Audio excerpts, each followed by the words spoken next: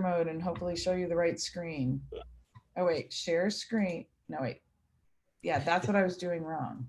All right, share, presenter. So I'll just do Okay.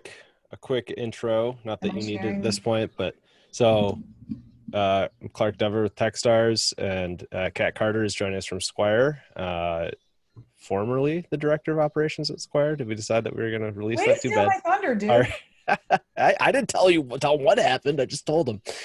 All right. So if you have questions, I'm playing moderator. Dump them in the chat, and if Kat sees them, she'll address them in line, or we'll catch them at the end. And then, so we have a scheduled presentation. We got probably 30 minutes of presentation, and then Q&A, because everyone loves Q&A. That's where we all get the most value out of these things. So with that said, I'll hand it over to Kat. Looking forward to hearing about scaling operations. Thanks, Clark. First, can everyone actually see my screen? I don't have the little green box, so I can't tell. You're good Okay, to I'm go. getting thumbs up. Great, great. Hi, everybody, and thank you for coming to hear me talk about one of my favorite topics. When Jack asked me to talk to our community at large about scaling SaaS operations, I was really excited. I do love operations, which to me is really just figuring out how to build something, figuring out how to solve problems, never have them happen again, and a constant stream of those problems to be solved makes me a happy girl. And I love talking about it. But after I started thinking about it, I realized I could talk for a really long time and not cover everything. So I'm going to try and do some high-level basics in the next 20 minutes. And then, as Clark said, leave lots of room for questions, because I want to make sure I'm talking about what people want to hear about. For those of you who don't know me and didn't hear Clark steal my thunder, I've been the director of operations at Squire for the last couple years. We landed a pretty big round of funding early in March, and as happens with all startups, things change all the time. So we've restructured what we're doing and said, okay, these projects are done. What do we want people working on the next projects? And I am now the director of data analytics at Squire, which I'm actually super excited about, because now I get to build out all the data modeling that we're going to brush over in today's presentation to go along with all of the processes and procedures that I've built. So new changes, new challenges. The only thing constant is change. A couple other companies that I've worked for in the past, but we're not really here to talk about my story. So if you want to hear about it, please feel free to ask, but we'll move on to talking about scaling. The term scaling I've always found interesting, and I've tried to think of metaphors for what we're balancing on the scale. I guess at the end of the day, you want revenue to grow faster than your costs. So it's hard to come up with a scale metaphor. So in my mind, I think about it as growth. It's really just another word for growth. But there's a trick to it, and the trick is growth is great. Amazon reportedly lost money for how many years and kept growing and growing. But really, for most of us, we don't want to grow unless we're making a profit. And in SaaS, we want our profit to increase incrementally over time. So the trick to scaling operations is to not let that spending balloon as fast as your sales are ballooning. So in that context, what are SaaS operations? To me, operations is the machine that supports the software. The engineers and the product department have built this great piece of software. But the second S in SaaS is actually service. And that's where I focus my life and attention. And it's a service that's performed by people. It's not performed by the software in most cases. And the idea is we're going to deliver paying customers. You sold them your software, you want to bring them to revenue in a pretty predictable timeline. And you want that to be for a predictable time period. Because if you sell people your software and they don't start using it, you're not making money. If your onboarding's taking 16, 20, 36 weeks, when you expected it to take 2, things get out of whack. To me, that means a machine. You build a machine so that you can deliver this, you can make it predictable, and withstand an exponential rate of growth, hopefully, while you're doing it. Again, simple, not easy. Sounds pretty simple. Sales brings them in, ops maximizes them for that lifetime revenue number that we're all looking for. Basically, two pieces to how you do that. You're looking to control churn. So you want to deliver some consistent service, and you want to keep them longer. You want to build that machine to increase the capacity of every employee so that your cost of acquisition and your cost of goods sold don't increase as you keep selling. And then these are humans, right? So we all, if anyone asks us, we're doing a great job, but how do we prove it? How do we make that data actionable, predictable, not even predictable, but how do you put that on a piece of paper and show it in numbers, which in plain speak, I guess, is what the board is looking to see. Proof that what you're doing is working, not only from an anecdotal standpoint, but from a slightly more scientific standpoint.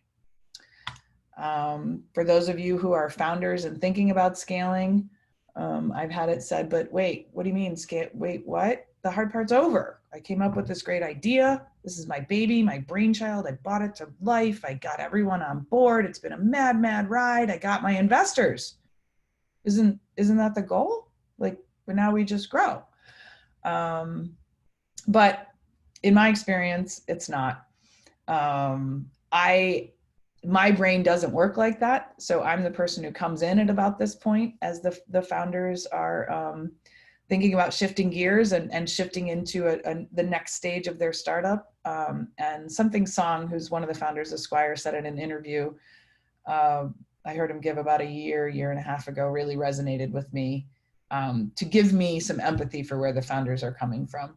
And that is that the hardest part about being a founder is every time he thinks he's learned what he needs to know and he sort of masters whatever stage he's in, everything shifts and changes, and he's got to go learn to wear a new hat, learn a whole new role, and a whole new set of skills. So I think at Squire in particular, they knew they wanted to land funding, and he must have been thinking like that before he and Dave decided to bring me on, because they were scared of landing funding, just hiring people, and then they'd just hire more people to service it. They wanted to be ahead of the game, and they wanted to make sure that they approached scaling with a little bit more planning. It's really easy to cash the check and hire away. Everyone knows their jobs. You've built to this point with this tight team that sacrifices and they work really late and all of that stuff. But the new words that you learn when you land funding, if you didn't know them before, are burn rate. And part of burn rate and keeping your costs low and working toward profit is making sure that hiring people is productive and has some structure around it, and you have a framework to put them in. So how do you do that? Your day-to-day is still a bloody roller coaster. The pace is only increasing because you're growing. All your new unknown unknowns, known unknowns. Clark, I'm messing it up, and I stole it from you. Unknown unknowns. Yes, the unknown unknowns. The stuff you think you know, and then the stuff you don't think you know. And now you've got more people. So the roller coaster is going to keep going. So for those of you who are in this position, or thinking about scaling or hoping to scale someday, or scaling right now, for me, the three biggest lessons I've had in my experience at a couple growing startups and in doing this work is, well, I guess there's four. If you can get started before scaling, that's a trick. But the three other lessons that I want to focus on today are priorities matter a lot. Tools are more than just software, and communication is key, or the key to everything. Those sound a little buzzy, but they really are more than just buzzwords. Priorities are the responsibility of leadership, and leadership setting their mission and values and goals, and putting a plan in place for not only where they want to go, but how they think they're going to get there. a pretty famous military quote is, planning is essential, but plans are useless. So you got to have a plan, and you got to be ready for it to change. We'll talk more about that. Tools. I think when we all think of tools, we immediately think of software. We sell software, we buy software. We live in an age where work processes are all very much tied to software on a day-to-day basis. And it's really easy to say, oh, we're having trouble, let's just get an app for that. But there's a little bit more to tools than software, and there's processes and procedures that are also essential tools for operations teams. And communication. I mean, there's no other way to say it. It's got to be clear, it's got to be concise, it's got to be written. Seems like a no-brainer. We all think we know it. But over time, I've learned that the layers to that are infinite and endless. And being conscious of them is really helpful. So let's start with priorities. Leadership priorities matter incredibly. Sounds super simple. Just go make a strategic plan, get a mission, some values, goals. Everyone will have clarity. It'll be measurable. We'll have buy-in, daisies and rainbows. It'll all be great. But as simple as that might be, it is in no way easy. And there's a couple things that kind of hang up even getting the process started. Because we all live in a world that goes super fast. And as you know, Clark's background showed us, you feel like your hair's on fire every day. How could you possibly stop your day-to-day work, problem solving, putting out fires, and even contemplate sacrificing a couple days of action for strategic planning? And when I was at G5 and the CEO announced that we were gonna do a 3-day offsite and we were gonna do strategic planning, and here's the Rockefeller book for planning, how to build a strategic plan, I and all of my coworkers thought he was crazy. How could we possibly delay deadlines, projects, and how in any way could this be speedy, or would it help us move quickly towards our goals? But after reading the book, being very confused, walking through the process, and then iterating it a couple times, I realized it's actually crazy not to do your planning. And do it to the depth that is really impactful for other people.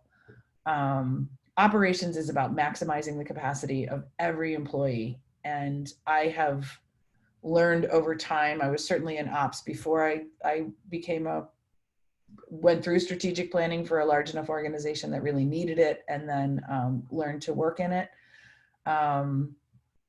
Maximizing capacity for your employees so that you're bringing on more customers than you are employees only happens, or happens to its really impactful extent, when everybody in the company knows where the company is going and what their part in it is, why their project matters to the long-term goal, why their project is going to get deprioritized beyond somebody else's and they've got to shift their focus for the day. And in the absence of priorities, so if people don't know what their priority are and what their piece is in it, they will make up their own. And then you're back to everyone running around chasing what they think is important, and lack of alignment and the teamwork. The teamwork can hold, absolutely. People stay in teams and committed to each other, but the productivity can really drop, and the capacity of what you're able to produce from every employee falls pretty fast. So I like to say drop and roll. Interesting that we're talking about fire a lot, but when you're a little kid, you learn that if you're on fire, you don't run around. That makes the fire worse. You stop, you drop, you roll, you put out the fire, and then you proceed. Another metaphor that I hear used a lot is, on a plane, they tell you to put your own oxygen mask on before you can help anybody else. And that's kind of how I think about the time that's needed for a strategic plan. If you don't stop and take care of yourself and get your foundation, get your basics done, and make sure that you're ready to go, then you can proceed as fast as you want, but your speed will be inhibited because you're not moving with intention, and you don't know where you're going. So you tend to maybe make more mistakes. Anyway, like I said, I could talk all day, but those are sort of my big thoughts on priorities and why it's so important. Tools, everything's a tool, right? So let's kind of define what we're talking about tools. There's an app for that. In our world, there's an app for everything. There's an app that would solve every problem and replace every person. That's the story that's out there. But in reality, I think we all know, if you've ever onboarded software, it doesn't onboard itself. And buying a piece of software that's going to solve all of your problems is spending a lot of money if you're not sure what you're needing it for. So it becomes more difficult when you're trying to make sure you're buying the right software. Is it going to enable you to produce an efficient, accurate, and consistent product? And remember, the product in ops is people delivering services to customers. So the product's a little bit nebulous, and the product's not that nice timestamp that you would get out of a brick and mortar machine. So let's break it down. What do you need to know before you buy the software? What other tools work in operations? And then, of course, the data modeling, which is really the goal that we want to get out of using software, and the main thing we want to know. I believe you kind of got to start old school. It's easier when you're small, but you've probably are doing old school even if you've gotten to funding or you've started to scale without taking some of these steps. At the end of the day, human beings haven't changed that much in the last 10,000 years. We do like boundaries. We do like repetitiveness. We do like to know what we're doing and to feel competence. And so getting good processes in place so that you can produce them consistently is important. And the earlier you can do it, the earlier you can start to see patterns. So for me, I like a process because then I can see where the deviations are occurring, or then I can see where something falls outside of a process or becomes an outlier. And is that an outlier, or is that something that needs addressed? So early pattern recognition is really important here. And I mentioned before we started, I talk about problem fixing versus problem solving. And I think that good processes and efficient procedures help with that, because the first time something comes up, maybe your team just solves it. They don't mention it. They don't really think too much about it. This is a problem. I fixed it. It took 5 minutes. Let's go on. But if that comes up a couple more times, then that's starting to turn into a pattern. And rather than continuing to fix it for 5 minutes every time it comes up, I like to take the approach of we fix it, and at the same time, simultaneously, we look for a solution and then incorporate that into the process and the procedure. And maybe it's how we do our work. Maybe it's identifying a bug in the product. Maybe it's identifying some new qualifying questions for the sales teams. Could be upstream or downstream, but I find it very difficult to do that pattern recognition and really understand what the day-to-day looks like and how to get every customer the same experience as they go through and use your services, whether that's onboarding or your customer success team, if you don't have them in place as early as possible. And then, of course, your first bite at the apple is never right. Like, we can put a process in place and think it's right, and within 6 months, it's going to have completely iterated and changed and morphed. And so the earlier you jump on it, the easier they are to ingrain and the easier they are to iterate as they go on, because it's easier to turn a rowboat than the Titanic. So I like to start early. And if you ingrain this culture, then the unknown unknowns become a little bit less scary because you've got processes in place to deal with them. It's funny, this job came up unexpectedly this week to shift from tactical leading the operations team to really digging into the data part of it. But I told my team a week ago that they didn't need me anymore. And I told them that because I took Friday off 2 weeks ago, and the director of sales took Friday off 2 weeks ago. And when I came in on Monday, I learned that there had been a software bug overnight on Thursday that affected about 150 of our customers. No one called me. My Slack channel didn't blow up. And by the time I read about it on Monday in the Slack channel, they had diagnosed the problem, involved all of the stakeholders in sales, onboarding, and CS and product that needed to be involved, asked each other hard, critical questions, come up with a plan, put the plan in place, and executed the damn thing, and had contacted all 150 customers with the solution to the problem by Saturday afternoon.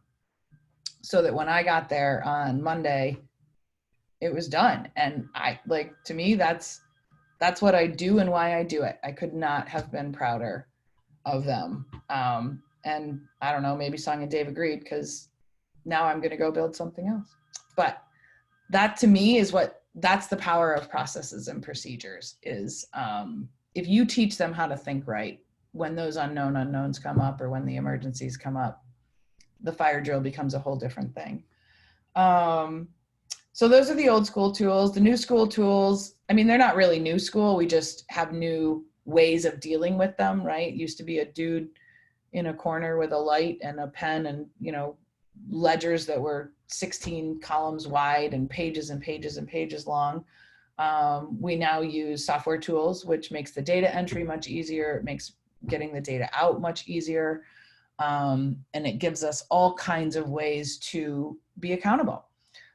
In today's, what's going on today with COVID, was pretty easy to shift to remote management because we could see in their work tools and can always see in the work tools what people are doing, and have enough data built up into our weekly reports to manage our KPIs, key performance indicators, to see people are working, see where they're making mistakes, where things aren't happening, and that's great actionable data to be tracked.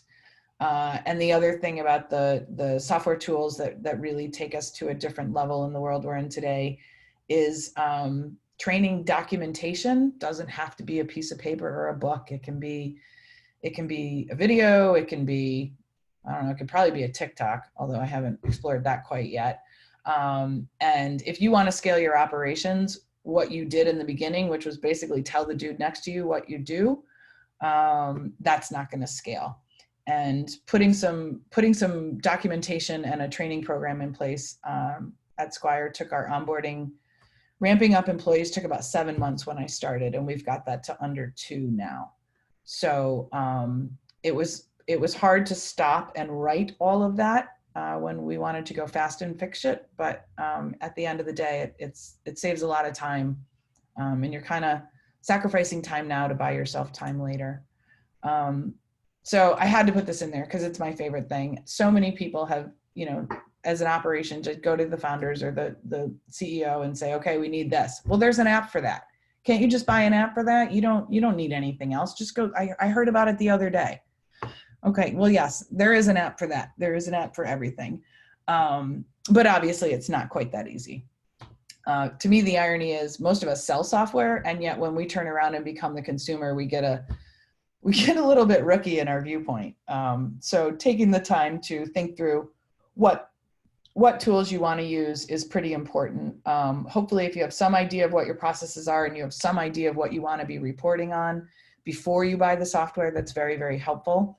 But if not, you got to, even if you're doing it early on and you want to try and pick the tool that you think you might be using long-term, you got to consider these things, best in breed or all in one. If I go cheap now, will I have to redo and change everything later? Is it worth it to spend a little bit more money to get what I want now? Sort of weighing that now versus later is, in the early days, always a gamble. We all want to be in a company that becomes a unicorn, but it doesn't always happen. And then I guess knowing what data you want to get out of it. Will the software that you're buying give you any data? Will you own the data if you decide to change systems later? Are you going to be able to take that with you so that you have a history of what you're doing? Because the data is great and it's in every piece of software, but it's got to be actionable. It's got to be something you can get to. It's got to be something you can play with. And as much as going into buying your software, the more successful your software decisions can be.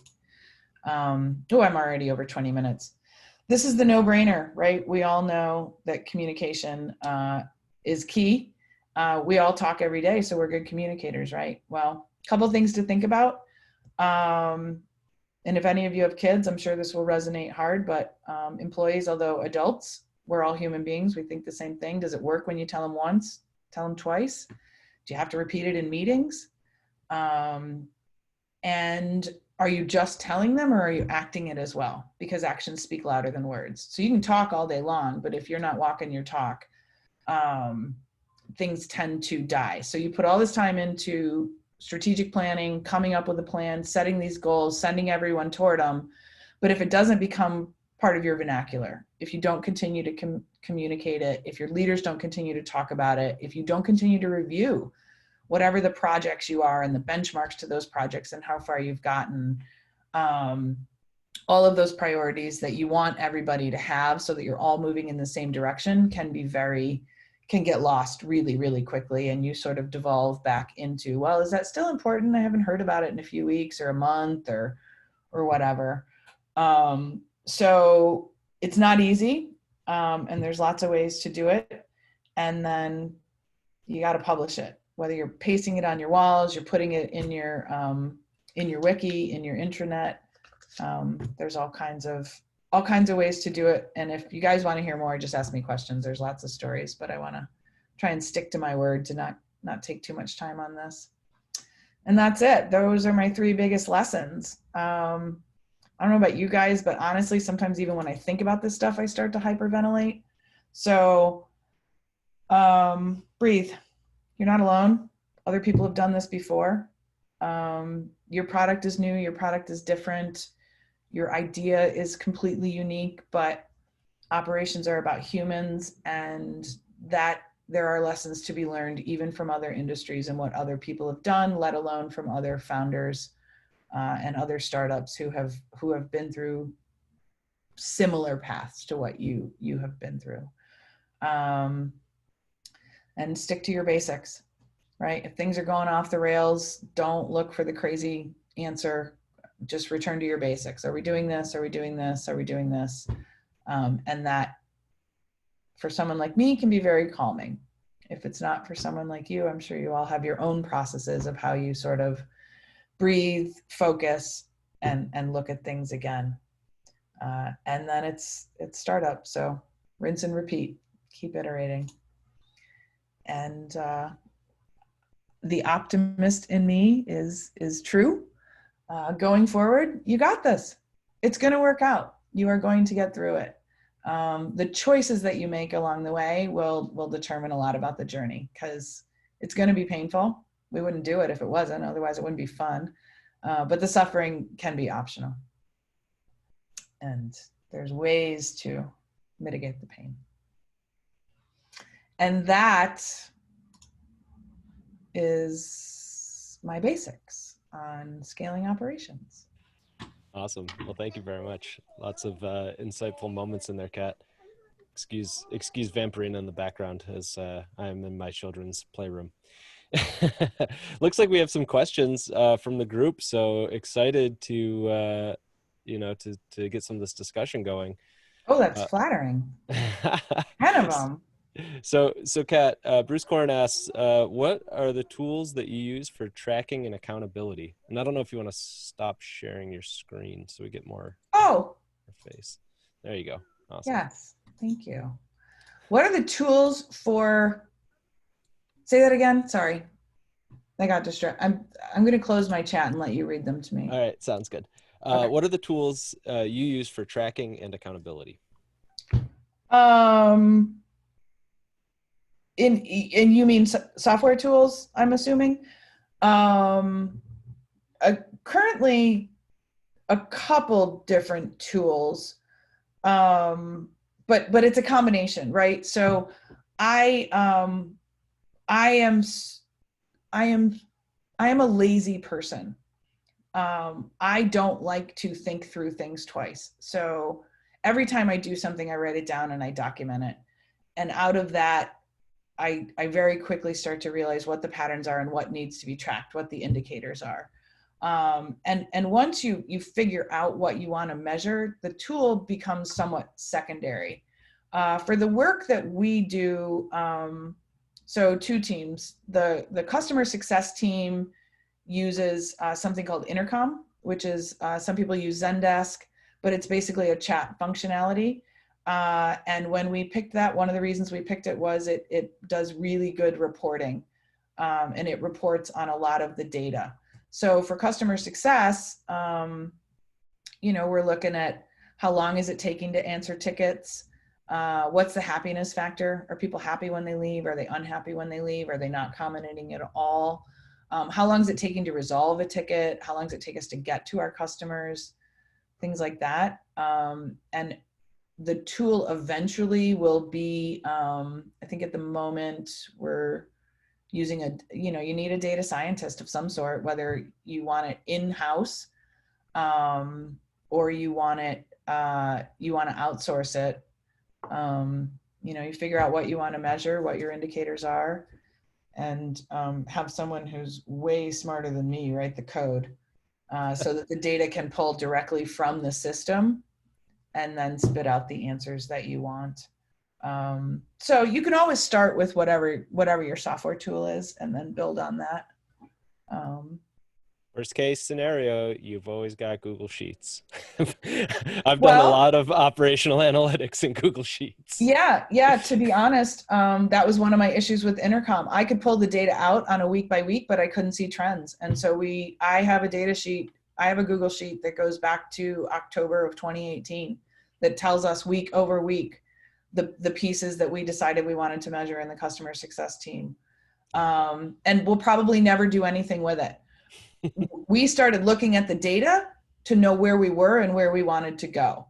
Mm-hmm. And that told us what we needed to change and how we needed to change it. And I say we because I'm a huge proponent of your team needs to own this. So start early, bring them in on the decisions, tell them what the problem is, and let them weigh in on how they think it should be solved. The leader ultimately has to solve it and make the final decision, but more, two brains are better than one, and three brains are better than two, and so on. So, and then onboarding, we use the CRM.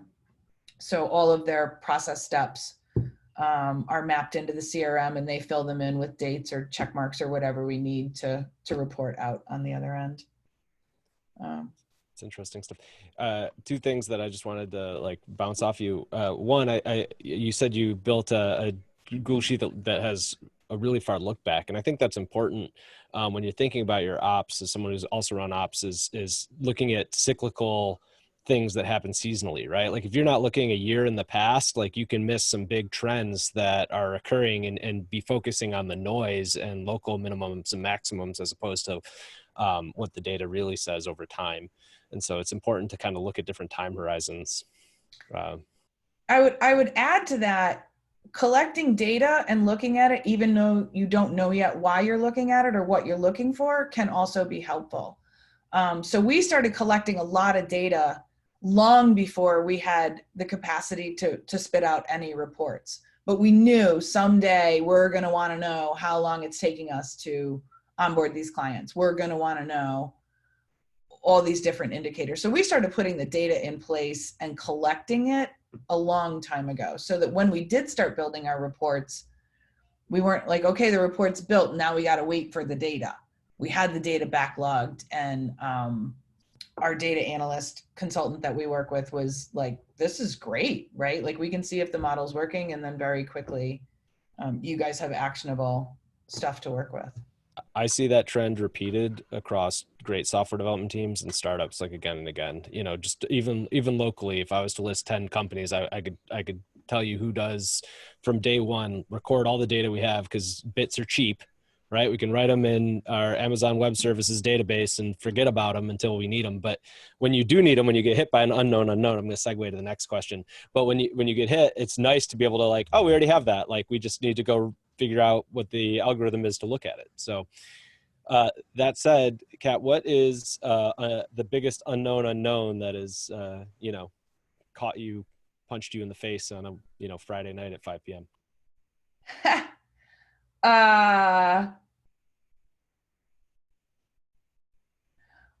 a fraud, like, I don't think any of them are bigger than other ones. And at this point, I guess none of them are that big.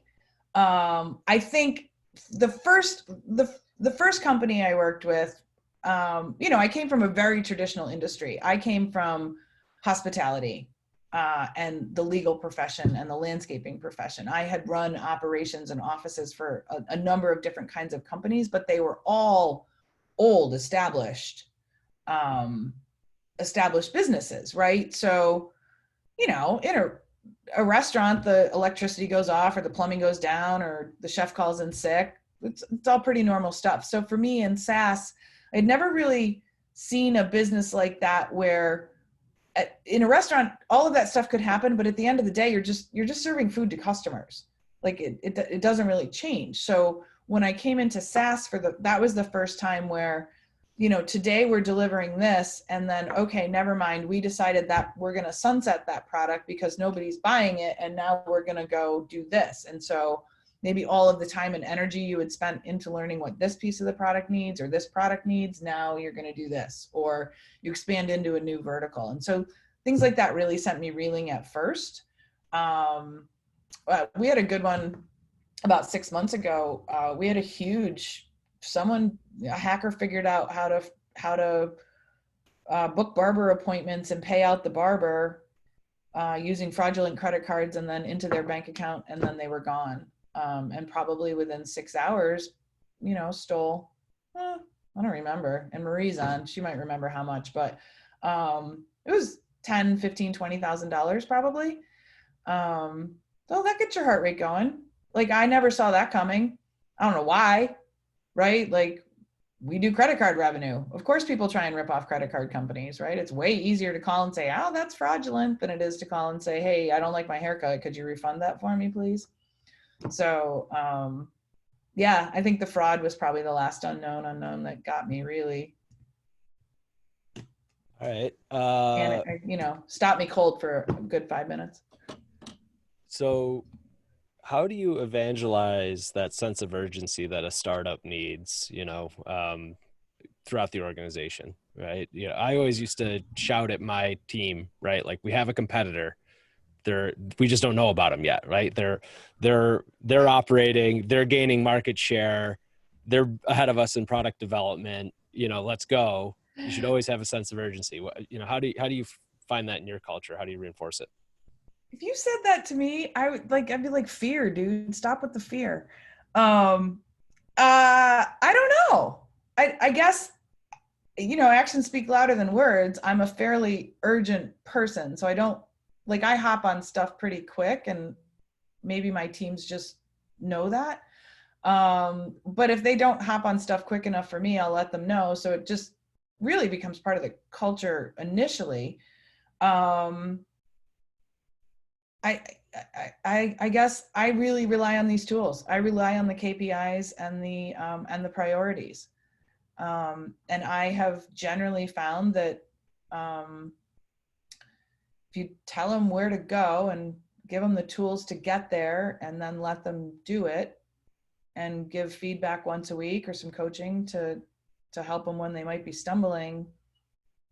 I don't know. My employees, for the most part, have been adults, and they want that. They get it. It's part of what they're here for. And I haven't had to really prod them to move faster in any of my experiences. That said, not all employees are the same. And I do really believe in the hire slow and fire fast. I hold people accountable. I have numbers, and the team works really hard to produce. So if I make a bad hire, I got to swallow that and either get that person into a seat where they can succeed, or apologize for the bad hire as quickly as possible.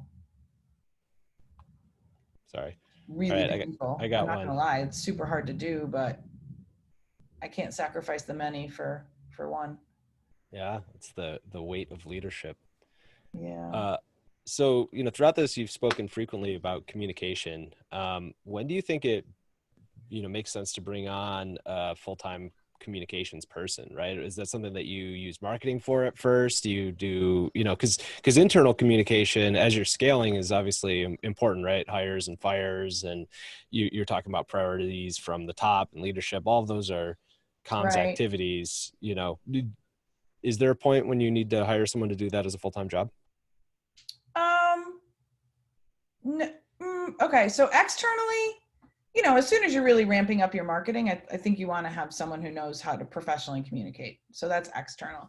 Internal, um, yes and no. In my experience, you need a good admin, right? And so the admin's probably going to put the pieces together, whatever they are, get the video, if the video is going to be produced or the document's going to be written, or you're going to be making signs and putting those up on the wall. You can use your marketing person to craft the message. But no, I don't think a professional communications person is the answer really, unless you're huge. I mean, and I'll be honest, I haven't worked for anyone with more than a couple hundred employees, so I haven't seen this need yet, in my humble opinion. But the communication has to come from every leader, and it has to come from everywhere at once. And I don't know that a single point of communication would be appropriate in a smaller company. If your leadership team is meeting and they know what the priorities are and they know what should be communicated, and you've got your KPIs, and maybe you're having a weekly or biweekly or monthly team meeting where you're reviewing that stuff, I think that repetition is enough. And I think that the people that message is coming from is more impactful, right? So if I'm on a day-to-day basis or week-to-week basis reminding the team of what our goals are, where we're going, what we're driving for, I guess my gut says that's more impactful than a sign on the wall or a professional email, or something like that. But that's also what resonates with me. Right? If you want me to trust you and follow you, you better walk your talk. So I want to hear you talk it, and I want to see you walk it. Got it. So when you think about operations, what time horizons do you find yourself working on? Weekly, monthly, quarterly, yearly? What are some of the processes, and what frequency do you run them? Well, processes are daily. Processes are how you do your work. So I guess you talked about, strategic planning, right? So that's a process that you run, but you don't run it daily. That kind of process. What are some of the processes that you run? Right. There's a lot of processes. Strategic planning, I think, is you have to do a big one annually, and then your leadership team should be revisiting it quarterly. And then you communicate that to the team quarterly. And you're gonna do a poor job the first time you try and do it. And just see how it goes and try again. That's a really, really difficult process for most of us to kind of wrap our brains around. It's a little bit more structured, and it feels really structured. It feels really limiting sometimes, because you also don't want to miscommunicate that this is what we're doing, period, because anything could happen. A global pandemic could break out and your whole business could shut down, and all of a sudden you got to do totally different stuff. The quarterly plan we made in January, not so much with the helpful, but it is helpful to know where we want to get back to, and then that this is what we're pivoting and doing during that time. What can we do to keep us going that way? What do we need to do differently? So is that the processes? Sorry, I'm not totally clear on the question. Yeah. It's okay. That's fine. So Mo asks, any lessons learned from scaling the customer service side of the business? Yes, customer service agents are the best. Okay, one of my teams on this call, right? I guess probably, but I'm not kind of sure what. I think it is hard to get a process for answering customer success tickets, right? And I think it's hard because we've all been on a chat with AT&T or T-Mobile, and get the bot answers, or Microsoft. And even if you're not getting a robot answer, the answer you're getting from a human being feels very robotic. I'm not a fan of that. I'm more a fan of the Tony Hsieh Zappos kind of customer service and the Apple customer service, where the customer service agents are human beings and they're empathetic and they ask you questions and you have a conversation. And when I get off the phone with an Apple rep, I feel like someone actually cares about me as a person. They care about the issue that I'm having with their product, and they've really worked really hard to solve it. And interestingly, Google's really turned the corner on this recently. I had a Google chat ticket, and the agent realized that we weren't on the best pricing model that we could be, and there was a special going on, and so signed a new contract for our G Suite and saved a few $1,000s for the year, just because this agent was kind of paying attention to what I was doing and listening to what I was saying about why I was in the situation I was in. And my administrator had left, and so I'm taking over some of her duties. And so I think the hardest part in scaling that is, how do you allow for that freedom to be a human, but at the same time find some sort of repetition in the process of dealing with your customers, so that everybody who comes through gets the same experience, or the same level of service, if that's what you were asking. So if there's something more specific. Okay. We have another question. How do you handle situations when members of your management team don't share your vision and see what you see, and they dig in their heels? How do I do what with that? How do you handle conflicts of vision with your management team, right? Like, if other people on your team, peers or, people hierarchically above you, and they dig in and they don't want to change, but, there's. Sure. How do you handle that?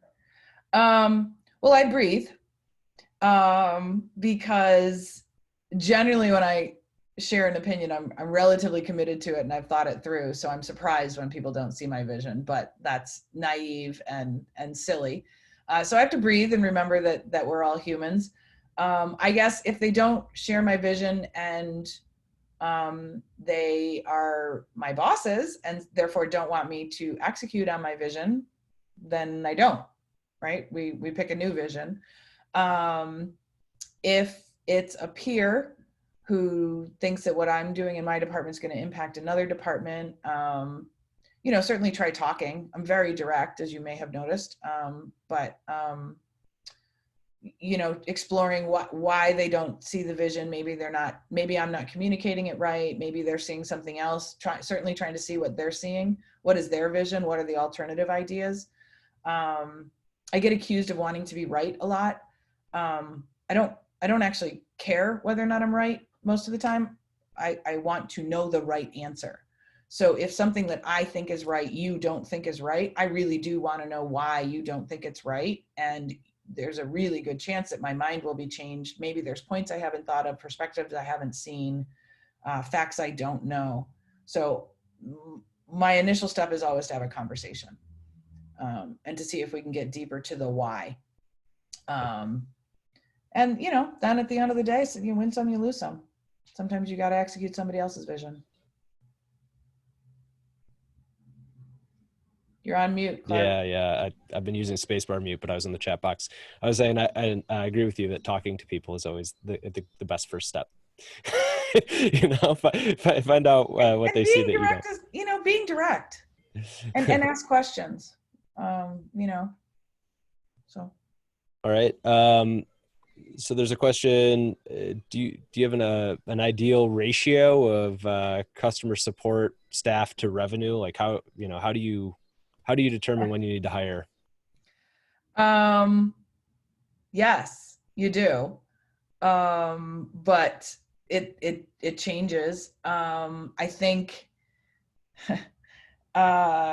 you find where max capacity is.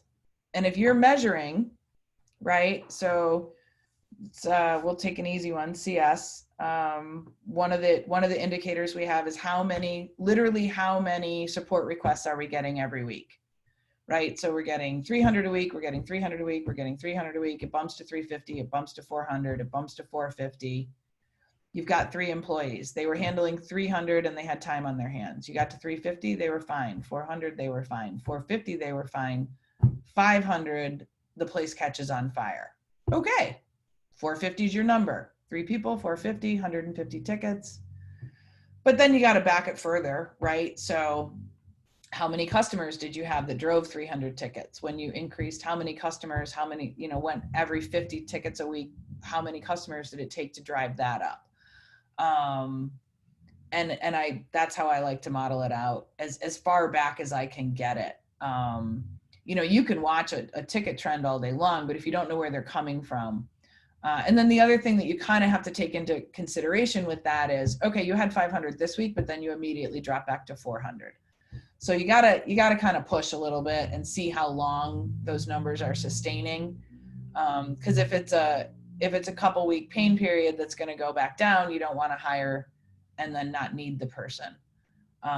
So that's why it's also helpful to know, okay, let's say I do know for every 500 customers, we see an increase in 100 tickets a week.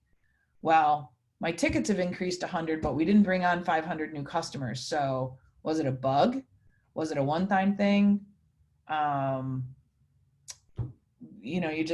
If you're looking at all those factors, right? So how do you know what your tickets are about? Well, we tag them and then we look at tag trends every week. So what's our number one question? Deposits. Okay, well, that's normal. Everybody wants to know where their money's coming from. So a lot of deposit tags, or I didn't get my deposit tag. So I guess that's how I do it. I try and factor the pieces of their job and then see what the capacity is. Seems reasonable. Are you, we have time for one more question if anyone drops one in right now, but just to follow on to that. So when you look at those metrics, are you looking at mean time to close? Are you looking at how many tickets are open and staying open? Like what are, I mean, we talked about quantity per week, but is that really the whole story? For some businesses, it might not be. That's a great point. I was thinking about where we are right now at Squire in particular. Our average ticket time is pretty stable. We'll get a few outliers that maybe take longer to solve, but no, the majority of them are pretty stable. So in this case, we don't have to look at that piece of it quite as much as just quantity and what the topics are. But certainly, yeah, I mean, I think that's the thing about operations, and that's what's new about our business. Those are the unknown unknowns, right? When you're in a restaurant business, it's food service. Really not that much is going to happen that's going to surprise you. But, when you've got a new piece of software and you're starting to service it for your customers, you have no idea what kind of stuff they're going to come up with. And every time you roll out a new feature, every time you roll out a new piece of the product, you don't know what that's going to bring. And I think that's another reason, that's the pattern recognition that I'm talking about. So if you're watching some stuff and all of a sudden your numbers start to go off, I believe if you're watching them every week, you can backtrack pretty quickly and find out where that went, where that came from, and maybe what drove that. If you're only looking at them once a month, it gets harder, especially if you're looking at them once a month on a delay. Say your monthly reporting takes 2 weeks to get to you, that can be super difficult. And if you're only looking at them on a quarterly basis, you're not going to remember what happened way back when. You're going to have missed your early indicators, and by the time you get to it, it becomes quite a project to go back and dig through to find out what happened. All right, I got one last question, and then we'll let everyone go. If you Or walked make in, them turn their cameras on and their speakers on and speak. Join the group. Yeah, exactly. If you were to walk into a startup, right, they just got product market fit, maybe they just closed a round, but they'd never had an ops role before, what are the first 3 things that you would look at and do? The first thing I would look at is what all the employees are doing. Try and figure out what the various pieces of the jobs are and who's doing what. And probably ask some why questions. And the third thing I would do is listen.